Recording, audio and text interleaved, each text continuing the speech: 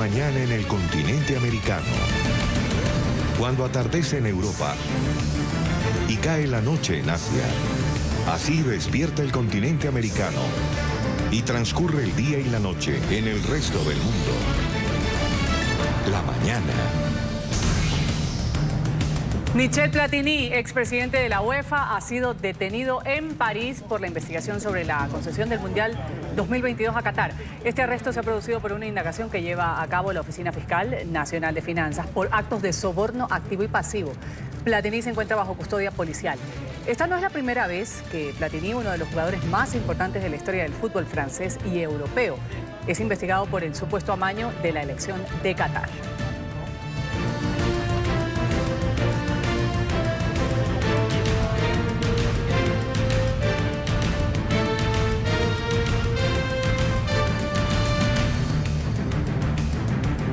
Un buen día tengan todos en este martes 18 de junio del 2019. Bienvenidos a la mañana de NTN 24. Ruth del Salto les saluda y voy a estar con ustedes en la actualización, en el repaso internacional de las principales noticias. Empleados y de avanzada edad podrían ser clérigos de la Iglesia Católica en comunidades indígenas. Ha sido el Vaticano quien confirmó que esta propuesta va a ser estudiada en el Sínodo de la Amazonía, que va a tener lugar en Roma el próximo mes de octubre. Dentro de los temas que van a ser analizados también se encuentra el identificar el tipo de ministerio oficial que puede ser conferido a una mujer. El Papa Francisco defiende el celibato, claramente, pero no ha cerrado la puerta a esta propuesta. Según el documento dado a conocer, la proposición contempla que los eventuales sacerdotes casados tendrán la facultad de oficiar Eucaristías. La idea de la ordenación de los llamados viri probati, los hombres casados que prueban su virtud, está cada vez más cerca de convertirse en una realidad. El Vaticano se encuentra estudiando poner en marcha esta medida en las zonas más recónditas de la Amazonía, donde según explican se estima que hay un cura por cada 10.000 feligreses. Durante años los sacerdotes de Brasil han presionado a la Iglesia para que tome esta decisión, asegurando que al flexibilizar la norma del celibato, más hombres considerarían sumarse a la vocación de servicio a Dios. Y en efecto, el tema ha sido motivo de debate en la religión católica. Sus detractores aseguran que el celibato es un don con el que deben cumplir todos los que decidan ordenarse como sacerdotes, y es un voto de entrega completa a Dios. Además, insisten en que si es puesto en marcha en la Amazonía, se abrirán las solicitudes en otras partes para que se haga lo mismo. Por su parte, quienes apoyan la moción se basan en que el celibato es una disciplina y no una doctrina, y por ende puede cambiar. Se prevé que la propuesta sea discutida en la reunión que se llevará a cabo del 6 al 27 de octubre sobre las necesidades sacramentales y ambientales de la Amazonía, que reunirá sacerdotes de Bolivia, Brasil, Colombia, Ecuador, Guyana Francesa, Guyana, Perú, Surinam y Venezuela. Y mientras por un lado se abre la posibilidad de ordenar a hombres casados como sacerdotes en zonas selváticas remotas, por otro lado también vale la pena mencionar que cientos de clérigos a lo largo de esta última década han decidido dejar la sotana, abandonar la iglesia, más no la religión, para casarse y formar pareja. Este fenómeno ha puesto sobre la mesa si es necesario mantener el celibato como regla de la Iglesia Católica. Frecuentemente se dice que enamorarse puede cambiar por completo la vida de una persona, incluso si esa vida se ha dedicado totalmente a Dios. Y ese es precisamente el caso de miles de sacerdotes alrededor del mundo, quienes han decidido coloquialmente colgar la sotana y pasar al otro lado del altar en un matrimonio, cuando en otros momentos eran ellos quienes sellaban las uniones. Uno de los casos más reconocidos es el del sacerdote Alberto Coutier, de origen cubano pero residente en Miami, quien hace cerca de 11 años generó un escándalo en la iglesia. El padre era una figura reconocida por sus apariciones en televisión hasta que una revista publicó fotos suyas besándose con una mujer. Coutier fue apartado del sacerdocio y más tarde se casó con quien era su pareja. Luego del matrimonio, Coutier apareció en varios medios de comunicación criticando el celibato y asegurando que es una imposición que no sirve ni es necesaria. Eso se llama amor. ¿Qué puedo decir? Uno de los casos más recientes es el del italiano Gianluca Costalunga. En abril del año pasado contrajo matrimonio con su pareja llamado Paolo. El ex sacerdote de Verona confesó ante sus superiores que se había enamorado del joven a quien conoció 3 años atrás y que mantenía una relación sentimental. Estoy cerca de ustedes y les pido una humilde disculpa, pero también les pido respeto por mi condición. En Argentina se presentó otro caso con el sacerdote Fernando Bargalló, quien en 2012 apareció en unas fotografías bañándose en una playa de México acompañado por una mujer. Aunque inicialmente aseguró que se trataba de una amiga de su infancia, más tarde aceptó tener una relación sentimental y renunció a la iglesia. ¿Qué buscamos fundamentalmente? En septiembre del año pasado y tras 25 años de servirle a la comunidad como sacerdote, el reconocido cura colombiano Alberto Linero anunció su retiro del sacerdocio al confesar que estaba cansado, según sus palabras, de la soledad. Bueno, vamos a saludar hasta ahora a Manuel Ocampo, él es miembro correspondiente de la Pontificia Academia de Santo Tomás de Aquino en el Vaticano. Buen día, gracias por estar con nosotros aquí en la mañana de NTN 24. Bienvenido, señor Ocampo. Buenos días, Ruth. Buenos días a todos los que nos ven en este momento. Viendo estas dos caras de la moneda, de lo que hemos presentado, la pregunta que cabe aquí es ¿qué es lo procedente, lo correcto quizás en estos tiempos? Por una parte hay un planteamiento que va a ser estudiado, esto de que sacerdotes casados puedan tener la facultad de oficiar eucaristías, y por otro lado también pues se conoce de varios sacerdotes que han dejado los hábitos precisamente para dar cabida a otro tipo de vida. ¿Qué es lo que procede aquí en estos tiempos? Esa es la pregunta. Bueno, el Papa está en todo su derecho y además en su deber de convocar a los sínodos, a un sínodo como el que se va a convocar ahora o como el que se ha convocado, para dar soluciones, ofrecer soluciones a las problemáticas actuales. Este problema pues no es un problema nuevo, es un problema que siempre ha existido en la Iglesia y es un problema propio del ser humano. Sin embargo, en la Iglesia siempre ha sido muy clara, ¿verdad? Muy clara la forma de vida de los sacerdotes y siempre ha estado a favor de que los ministros ordenados, exceptuando los diáconos permanentes, sean célibes, o sea, se ha guardado el celibato por el reino de los cielos. Entonces, realmente lo que hay que entender bien es qué significa el celibato en la Iglesia Católica y qué relación tiene con el ejemplo que nos dio nuestro Señor Jesucristo con su propia vida.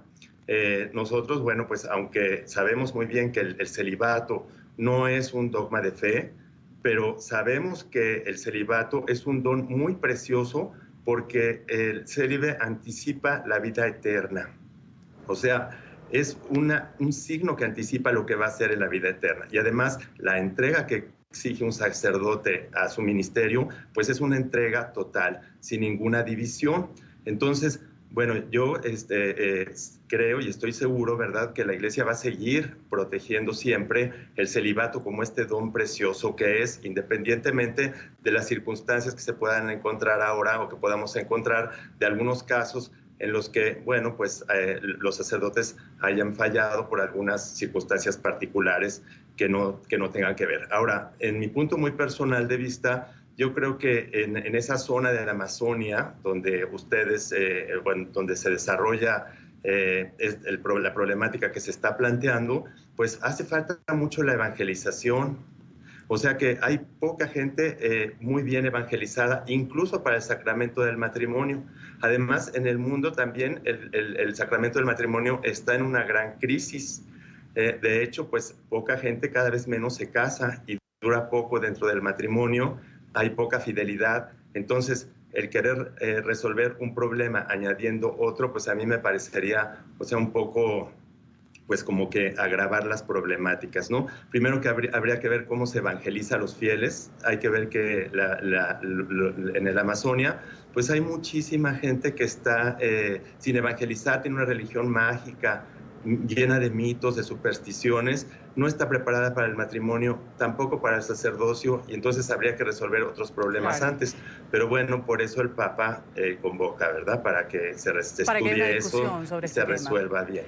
Claro. Señor Ocampo, críticos de esta propuesta que ha salido, o se ha dado a conocer el día de ayer, cuestionan fuertemente, o la cuestionan argumentando que representaría un verdadero caballo de Troya que busca acabar precisamente con esto del celibato al interior de la Iglesia Católica. ¿Qué tan cierto podría ser esto? No, bueno, yo creo que esas son especulaciones y son juicios temerarios, lo que se llama en la iglesia juicios temerarios, o sea, querer llevar las cosas a una conclusión que no está puesta ahí en la mesa, ¿no? El Papa ha sido muy claro, ha dicho lo que se va a estudiar ahí, y ya querer nosotros sacar otras conclusiones a partir de ahí, pues ya sobrepasa lo que está planteado. Todo eso se verá en el sínodo y me parece muy oportuno que el Papa llame a estudiar estos asuntos, porque siempre la verdad brilla, ¿sí? Siempre al final el que dirige la Iglesia es Cristo y el Espíritu Santo, a través del Espíritu Santo, y al final la verdad es lo que va a salir. El celibato es un don preciosísimo. Bueno, varios pontífices, incluso el Papa Juan Pablo II, muchas veces se pronunció, el Papa Benedicto XVI, el mismo Papa Francisco, a favor del celibato, porque es uno, como se los decía, uno de los tesoros más preciosos que Cristo ha dejado en la Iglesia, en toda la historia de la Iglesia. Y por eso es que el sacerdote, que tiene que ser otro Cristo y asemejarse lo más a Cristo, pues qué mejor ejemplo que Cristo, que fue célibe, que no tuvo esposa ni hijos. Vamos a agradecer a Manuel Ocampo, miembro correspondiente de la Pontificia Academia de Santo Tomás de Aquino en el Vaticano. Gracias por haber estado con nosotros compartiendo estos minutos aquí en La Mañana. Y gracias a ustedes, al contrario, muchas gracias por estar. Buen día.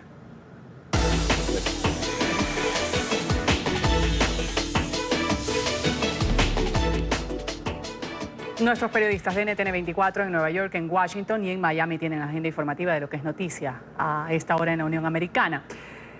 La más impactante, por decirlo así, va a ser el anuncio del día de hoy en Orlando de Donald Trump. Él va a expresar su candidatura a la reelección en el 2020. El mandatario ha adelantado en su cuenta de Twitter que será un gran meeting el que va a dar en un acto en Orlando, Florida. Noticia en directo con nuestra periodista en Florida, Paola Serna. Paola, un buen día. Hola, ¿qué tal? Muy buenos días. Pues bien, el presidente Donald Trump hará el anuncio esta noche sobre su segunda candidatura presidencial de los Estados Unidos. Lo hará en el Centro Polideportivo Amway. Estará acompañado de su esposa Melania y del vicepresidente Mike Pence. El estado de la Florida, lógicamente, se ha convertido prácticamente en la segunda casa del presidente Donald Trump desde que fue electo en el 2016. Ha permanecido y ha realizado diversas visitas al estado de la Florida, donde decide el día de hoy anunciar esta candidatura. Es un estado particularmente importante y un estado decisivo para quien pretenda ser el próximo presidente de los estadounidenses. Es un estado que no se define si es republicano o demócrata, es un estado variable. Justamente en las elecciones pasadas del 2016, el presidente Donald Trump logró una derrota importante en el estado de la Florida. Sin embargo, hay condados como el condado Miami-Dade y el condado Broward que no lograron esta victoria para los republicanos y sí la tuvieron, por supuesto, para los demócratas. Sin embargo, este año en particular, el presidente, pudiéramos decir, ha tomado políticas que pudieran lograr un impacto positivo para él en campaña. Esto tiene que ver con la comunidad hispana, básicamente con las decisiones políticas que ha tomado para la comunidad cubana y la comunidad venezolana. Esto en las acciones en contra del régimen de Cuba y el régimen también de Venezuela. Esto pudiera ser significativo para el presidente y sus aspiraciones a ser reelecto. Les comento pues también que el día de hoy va a partir una caravana de personas que realizarán protestas, entre ellos varias organizaciones proinmigrantes, también comunidad puertorriqueña, van a estar en caravana hacia Orlando, donde pretenden realizar pues estas manifestaciones en contra del presidente Donald Trump. El estado de la Florida tiene 13.400.000 inscritos para votar. Es un número bastante importante. De estos, alrededor de 2.5 millones son votantes hispanos que pues han dicho que masivamente, según las encuestas, se desplazarán a las urnas en estas elecciones. También les comento que es tan importante el estado de la Florida para esta próxima contienda electoral que el próximo debate, que es el primero en realidad de los demócratas, se realizará a finales de este mes aquí en la ciudad de Miami. Por ahora, esa es la información. Soy Paola Serna. Continúen con más desde nuestros estudios centrales. Buenos días.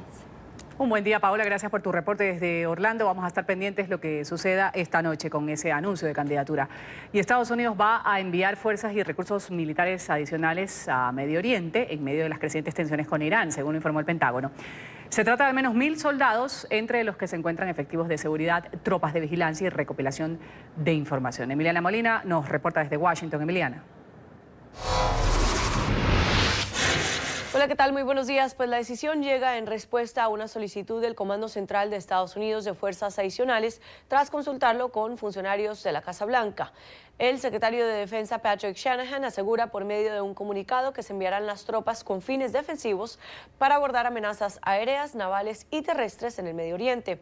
Shanahan dice que los recientes ataques del Pentágono se atribuyen a Irán y validan la información confiable y creíble que han recibido sobre el comportamiento hostil de las fuerzas de ese país y sus grupos asociados que amenazan el personal y la integridad de Estados Unidos en la región. La decisión llega después de que el secretario de Estado Mike Pompeo y funcionarios de la administración Trump se pusieran en contacto con líderes de Asia y Europa para convencerlos de que Irán estaba detrás de los supuestos ataques contra buques petroleros a lo largo de una ruta de comercio de hidrocarburos en el Golfo Pérsico. Desde la Unión Europea pidieron tanto a Irán como a Estados Unidos que controlen su retórica y eviten un enfrentamiento cuyas repercusiones son imposibles de medir. Pero sin entrar en detalles, Pompeo señaló que el gobierno de Trump todavía considera responder militarmente. El Pentágono publicó un conjunto detallado de fotos que, según dijo, mostraban embarcaciones iraníes retirando una mina de uno de los petroleros atacados en el Golfo de Omán el 13 de junio. Sin embargo, Teherán ha negado categóricamente la acusación o que el video tenga que ver con sus fuerzas. Esta es toda la información que tenemos desde Washington. Emiliana Molina, regreso al Centro Internacional de Noticias. Agradeciéndote por ese reporte desde la capital estadounidense, vamos ahora al estado de Nueva York, que ha dado luz verde al proyecto de ley que autoriza la entrega de licencias de conducción a inmigrantes indocumentados. A partir de ahora son 13 las regiones de Estados Unidos que conceden este documento a las personas sin papeles. Alejandro Rincón nos reporta desde Nueva York. Alejandro, buen martes para ti.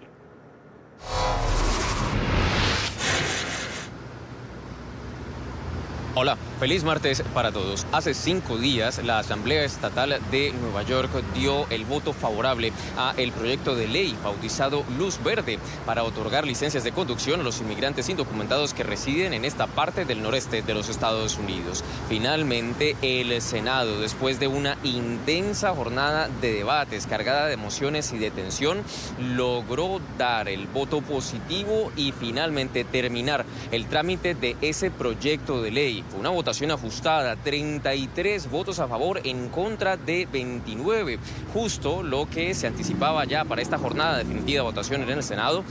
Es que no tenía tal vez esa medida el respaldo necesario para terminar de pasar por el Congreso Estatal de Nueva York, en particular porque hay un extenso bloque de oposición a la medida que considera que no es justo darle este tipo de documento a la población inmigrante indocumentada, justo considerada como la que incumple las reglas federales de los Estados Unidos, en tanto que los defensores de la medida insisten en que este tipo de estrategia conseguirá mayores niveles de justicia para comunidades habitualmente marginalizadas.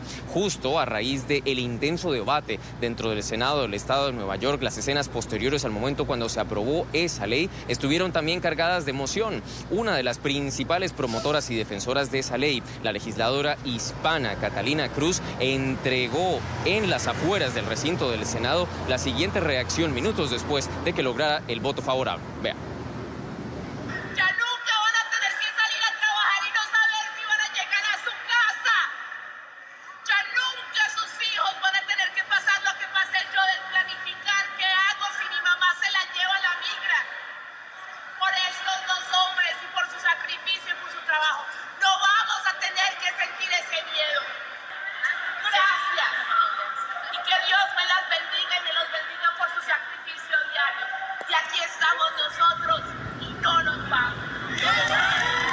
Es evidente la emoción y sobre todo la felicidad después de todo de los quienes respaldaron esta medida una vez terminó de ser aprobada.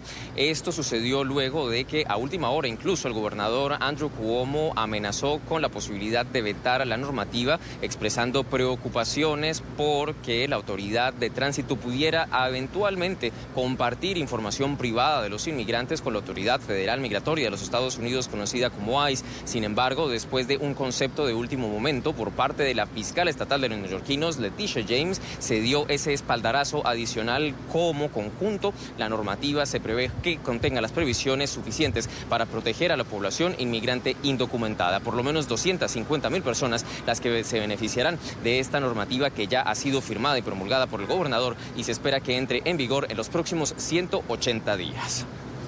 Estados Unidos ratifica su apoyo al gobierno interino de Venezuela. La Unión Americana ha donado este lunes más de 213 millones de dólares en asistencia humanitaria a la nación suramericana que enfrenta una crisis económica y humanitaria. La donación, que además ratifica el reconocimiento a Juan Guaidó, llega en medio del escándalo sobre la malversación de fondos de ayuda humanitaria que se tramitaba en la frontera con Colombia. Al respecto, el presidente interino ha solicitado una auditoría mundial e indicó que el caso será procesado por la Fiscalía de Colombia.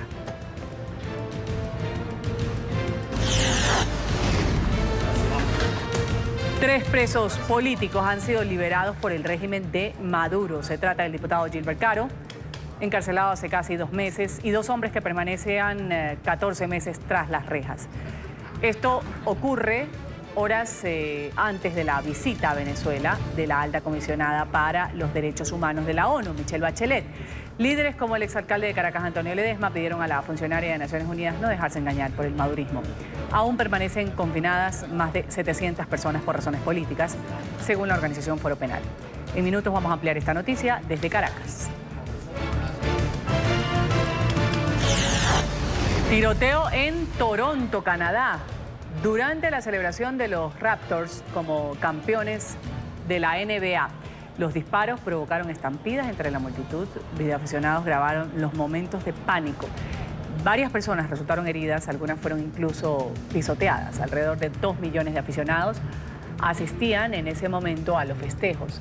La policía detuvo a 3 personas. Esta es la primera vez en la historia que un equipo canadiense se hace con el título de la NBA. Los Toronto Raptors derrotaron a los Golden State Warriors.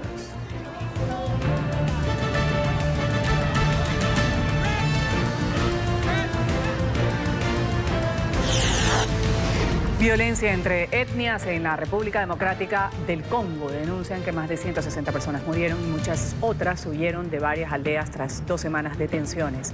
Las autoridades creen que los autores de estos asesinatos eran milicianos de la comunidad Lendú. El ejército cree que está relacionado con un coronel del ejército congoleño que fue absuelto de crímenes de guerra en la Corte Penal Internacional.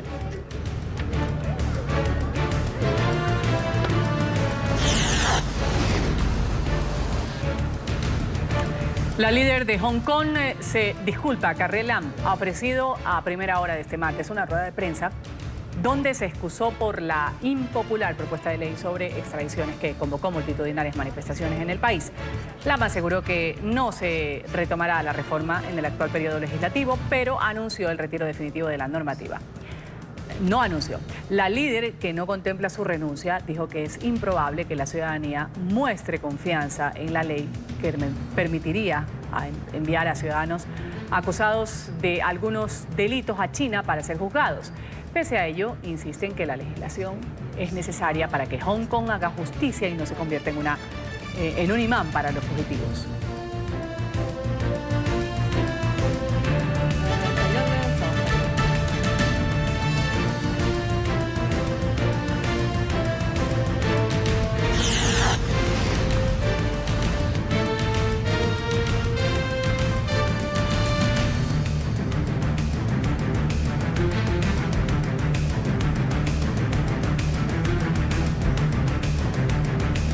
During large-scale public processions over the past week,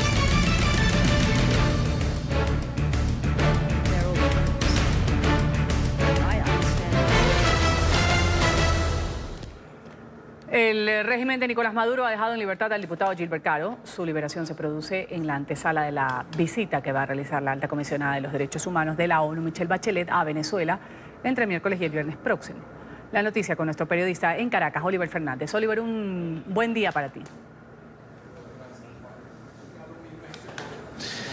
Un buen día para ti, Ruth. Un gusto saludarte como siempre desde la capital venezolana. Así es, aproximadamente a las 8:30 de la noche de este lunes se conoció sobre la liberación de Gilbert Caro. Recordemos que ya tenía 50 días tras las rejas y que había sido considerada esta detención como un secuestro por parte de sus compañeros de partido, del partido Voluntad Popular. Es importante destacar, Ruth, que esta liberación se da a pocos días de lo que será la visita de la alta comisionada para los derechos humanos, Michelle Bachelet, a Venezuela. Se espera que llegue este miércoles aproximadamente a las 6 de la tarde. Pero también nosotros pudimos conversar este lunes con el director del Foro Penal venezolano y él nos ha dicho que para que haya de verdad un gesto de buena voluntad se debe liberar a todos los presos políticos y no se puede seguir aplicando lo que él ha considerado la silla giratoria, que es liberar a unos y apresar a otros. También se conoció, Ruth, sobre la liberación de 2 presos políticos en el Dijesín, que queda en Boleíta, una de las cárceles también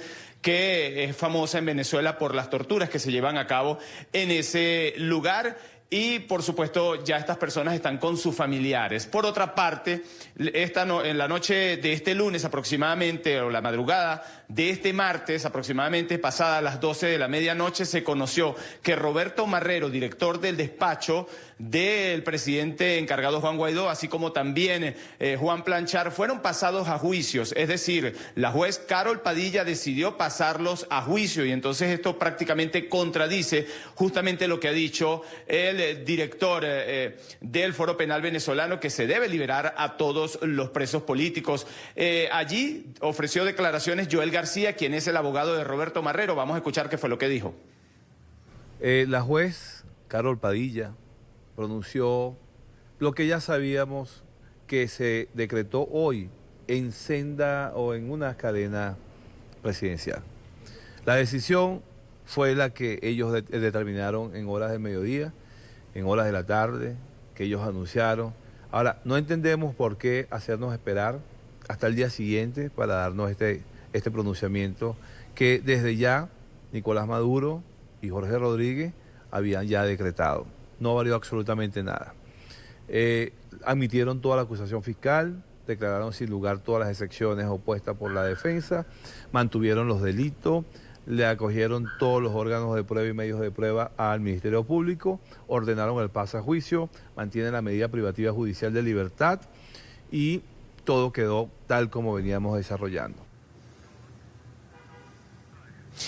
Ruth, también trascendió que Edgar Zambrano, primer vicepresidente del Parlamento venezolano, pudiera quedar en libertad en las próximas horas y se espera declaraciones por parte de Juan Requesens, el padre del diputado Juan Requesens. En las próximas horas también él va a exigir su liberación y también va a hablar sobre las expectativas de la visita de Michelle Bachelet a Venezuela. Para hoy también se espera, Ruth, sesión ordinaria de la Asamblea Nacional. Aparentemente los medios de comunicación van a poder ingresar hoy al Parlamento para informar qué es lo que ocurre el día de hoy dentro de la Asamblea Nacional. También se ha dicho que se quiere dejar ingresar a la prensa porque sencillamente en las próximas horas llega a Venezuela Michelle Bachelet. Es la información, Ruth, que nosotros podemos aportar a esta hora desde Caracas. Volvemos contigo a la mañana de NTN 24. Continuamos con este escándalo de grandes proporciones que se ha dado en las últimas horas con respecto a Platini. Fue detenido en París el expresidente de la UEFA. Lo investigan por supuestamente estar involucrados en casos de corrupción en la elección del Mundial Qatar 2022. En el caso están envueltos antiguos funcionarios del exmandatario francés Nicolas Sarkozy. Platini ya había reconocido que votó por Qatar en la elección de la sede del Mundial. Podría pasar hasta 3 días en detención provisional mientras es interrogado. Es además de un importante dirigente, una estrella de fútbol que brilló en el Mundial de México del 86, al lado de Maradona, leyenda de la Juventus, ganador del Balón de Oro y ahora salpicado en el mayor escándalo de fútbol, la supuesta trama de sobornos que sacude a la FIFA. Hoy representantes del presidente interino de Venezuela, Juan Guaidó, van a presentar ante las autoridades colombianas una denuncia formal para que investiguen las presuntas irregularidades en el manejo de fondos compartidos entre el gobierno de Colombia, ACNUR, y su administración. Justamente este lunes Guaidó respondió a las denuncias de corrupción. Aseguró que de existir algún caso comprobado podría o pondrá mano dura a los responsables.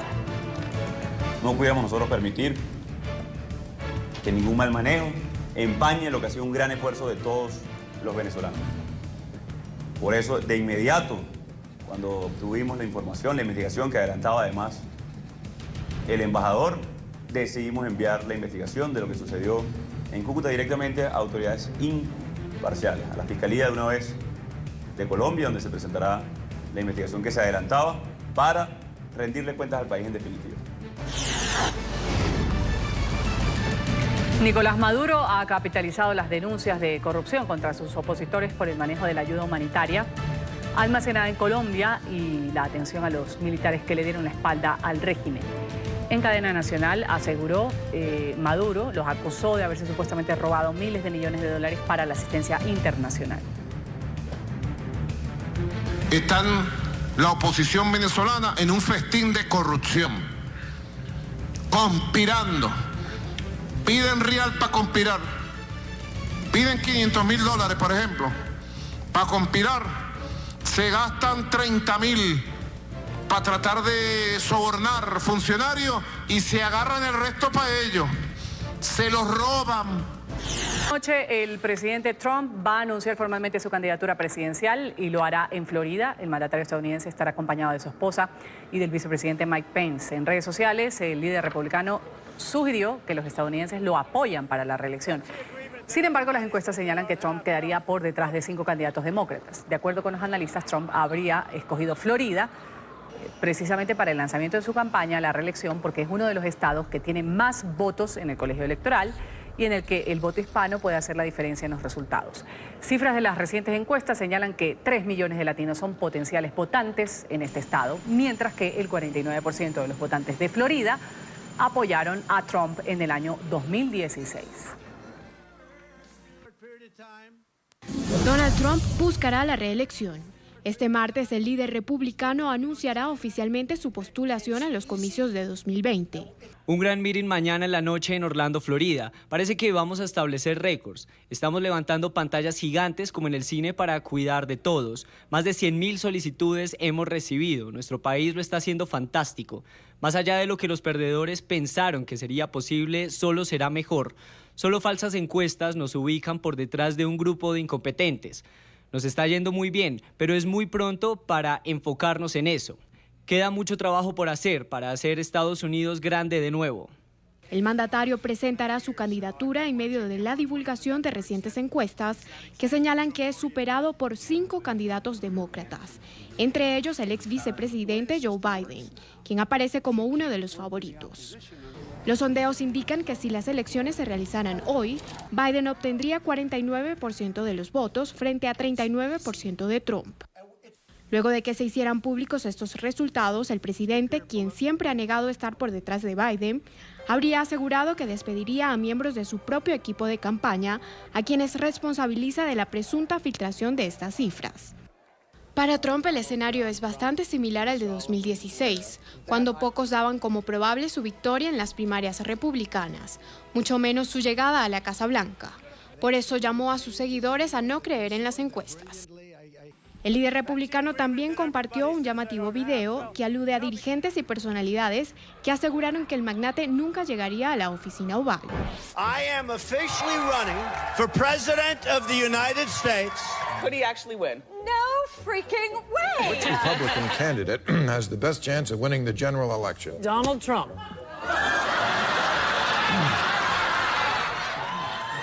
There's not going to be a President Donald Trump. Trump will not be president. Trump will never be elected president of the United States. You're not going to be president. A all man right? who will never be president of the United States. Donald Trump is not going to be president of the United States. Trump lanzará su candidatura en Florida, considerado el estado péndulo y clave para definir las elecciones, justamente el estado que en 2016 terminó por darle la victoria. Para los expertos, Florida, además de ser como la segunda casa de la familia presidencial, Es una zona con un importante peso electoral en cuanto al voto latino se refiere.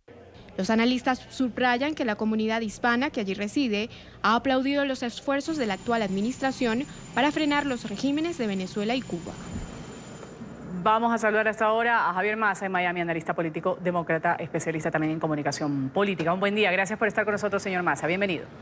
¿Cómo estás, Ruth? Encantado. Todo empezó oficialmente el 16 de junio del 2015. Ahí el magnate inmobiliario, comentarista estridente y estrella de televisión, Donald Trump, me acuerdo que bajaba o descendía por estas doradas escaleras mecánicas de la Torre Trump de Nueva York y anunció la más improbable de las candidaturas a la presidencia de Estados Unidos.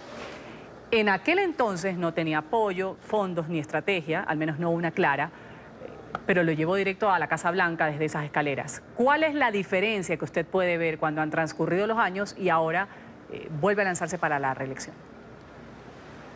Es que una cosa es subir la escalera fresco y descansado y otra cosa es subir las escaleras cansado y con 2 años de la Casa Blanca encima. Es muy diferente.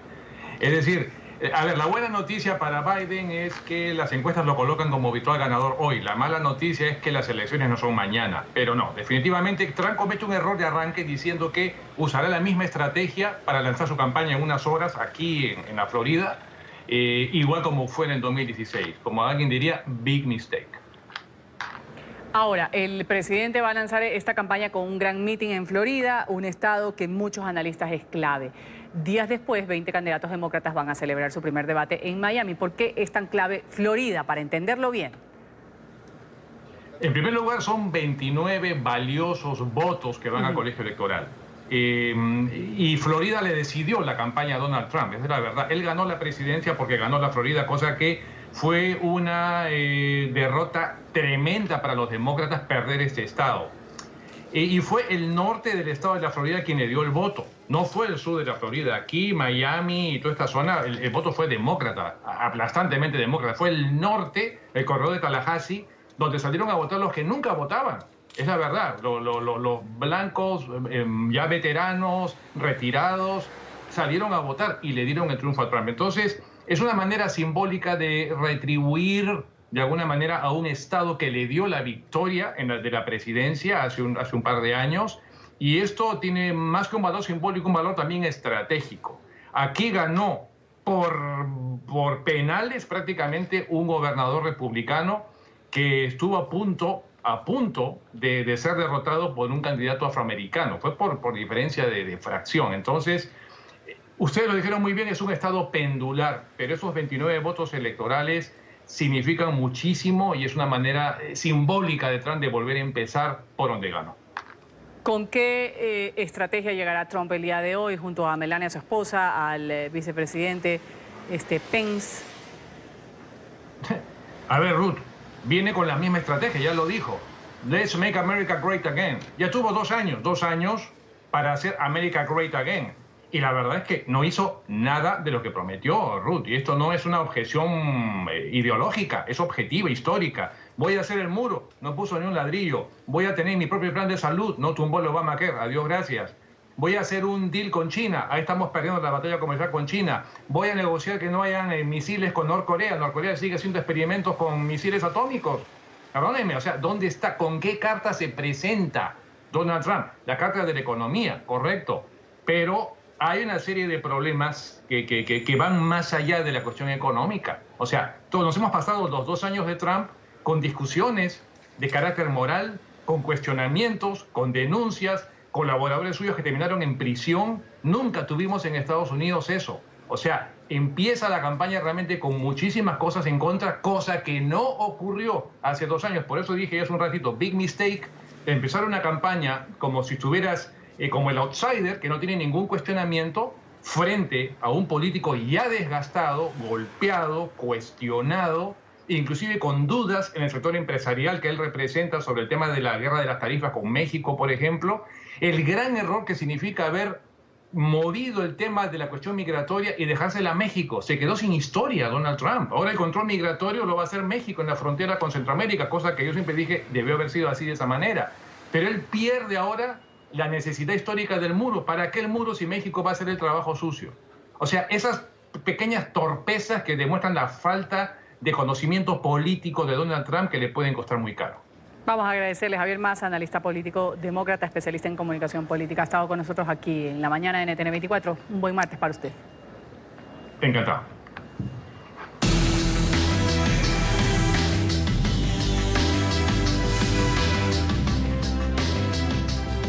En Madrid, a un día de conmemorar el Día Internacional del Refugiado, la Comisión Española de Ayuda al Refugiado ha presentado su informe anual.